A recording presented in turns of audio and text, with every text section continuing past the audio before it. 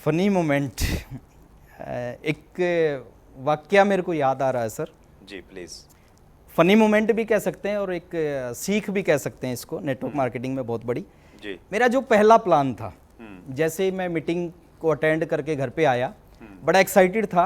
और जो शख्स मीटिंग करने के लिए आए हुए थे उन्होंने कहा लिस्ट बनाओ और जाके लोगों को प्लान दिखाओ। तो मैंने लिस्ट बनाई और जो पहला नाम लिखा उस लिस्ट में वो थे मेरे पड़ोसी। अच्छा।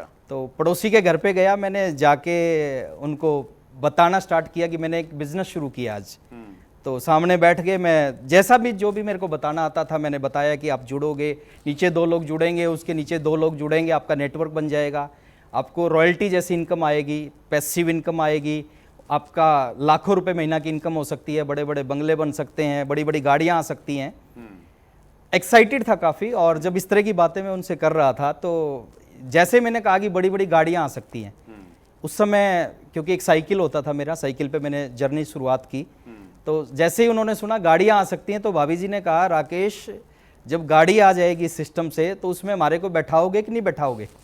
इनडायरेक्ट मतलब उन्होंने मना किया, इस वे से मना किया। मैंने इस इंडस्ट्री में काम किया, 3.5 साल के बाद मैं अपनी ज़िंदगी की पहली कार लेके आया। कार को घर पे खड़ा किया और ये बात है सर 2004 की। अच्छा। उस समय बहुत कम घरों में कार होती थी। और जिस सिटी से मैं बिलोंग करता हूँ, जींद एक छोटा सा सिटी है, उसमें तो बहुत ही कम होती थी।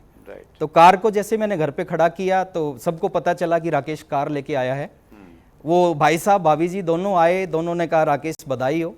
और भाभी जी ने बाद में कहा राकेश लेकिन तू नहीं चाहता था तेरे भैया के घर में कार आए। अच्छा, ओके। और मैंने कहा ऐसा क्यों बोल रहे हो। बोले नहीं तो उस दिन आप जबरदस्ती ज्वाइन करवा देते, कोई बहुत बड़ी चीज़ थोड़ी थी।